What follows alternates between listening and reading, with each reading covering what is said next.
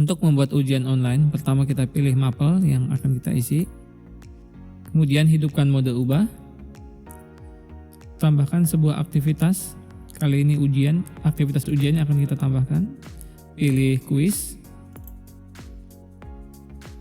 Beri nama kuis atau ujian.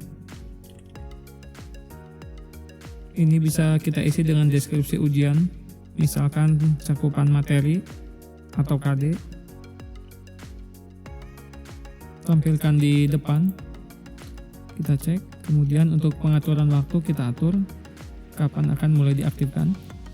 Apabila ujian ini akan dicoba, maka ini perlu kita mundurkan 1 hari sebelumnya. Akan dicoba langsung setelah dibuat, kita mundurkan 1 hari. Kemudian kapan ujian ini diakhiri, checklist jika diperlukan dan diatur waktunya. Jika tidak, maka ini biarkan. Kemudian pengaturan pembatasan waktu berapa menit, misalkan saya batas ini misalkan 30 menit. Ini kita biarkan saja. Kemudian untuk penilaian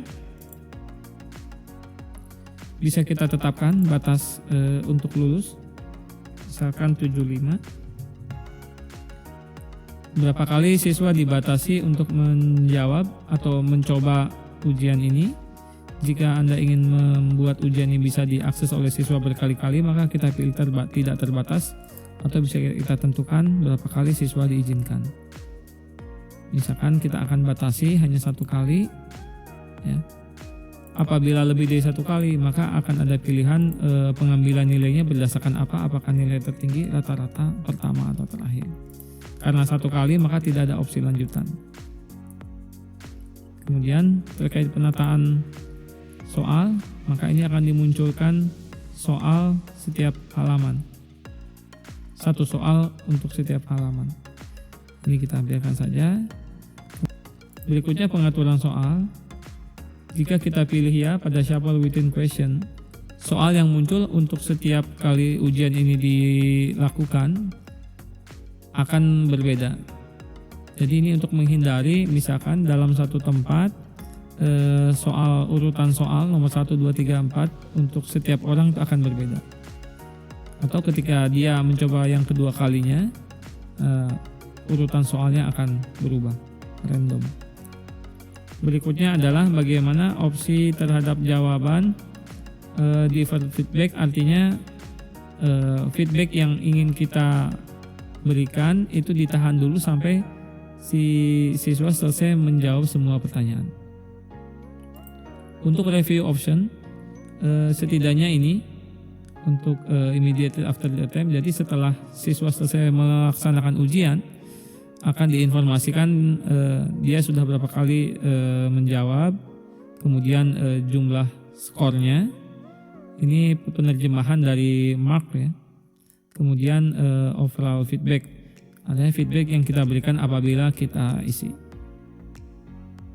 Berikutnya adalah pengaturan activity completion. Ini untuk menandai siswa yang sudah atau belum melaksanakan aktivitas pembelajaran.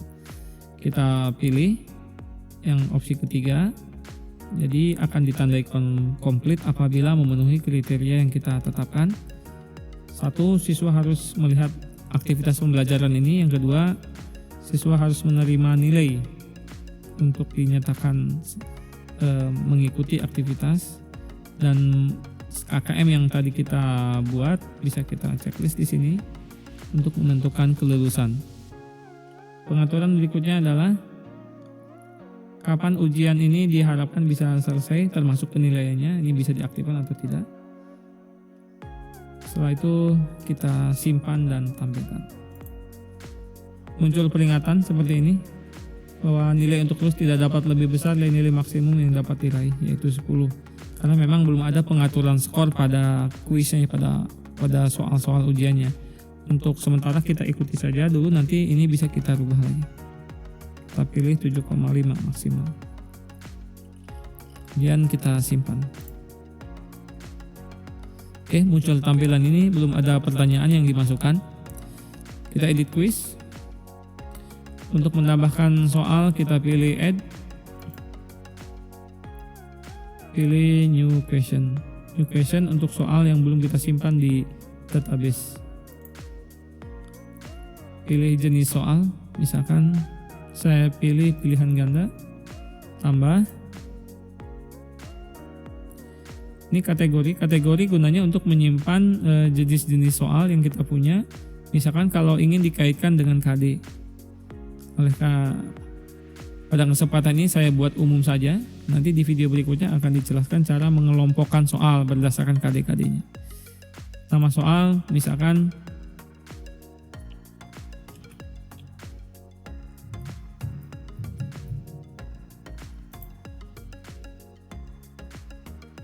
ini adalah teks soal. Kemudian pilih apakah pada soal ini jawabannya 1 atau lebih dari 1, diizinkan lebih dari 1. Kemudian apakah opsi jawaban akan diacak. Ya, disesuaikan dengan kebutuhan. Penomoran disesuaikan. Kita terima standarnya saja. Kemudian pilihan 1 untuk opsi jawaban. Misalkan untuk pilihan salah. Karena ini adalah opsi yang salah, maka untuk penilaian saya set tidak ada. Kemudian opsi kedua, misalkan untuk yang jawaban benar, saya pilih 100%.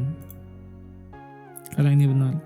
Jika jawaban lebih dari 1, bisa diatur, misalkan di sini 50%, di sini 50%. Jadi ketika anak menjawab hanya betul 1, maka dia hanya mendapatkan poin 50. Setengah dari poin seharusnya. Oke, saya kembalikan karena ini jawaban salah dan ini jawaban benar, maka kita atur seperti ini. Opsi 3 dan opsi 4 silahkan diisi sebagai pengecoh ya.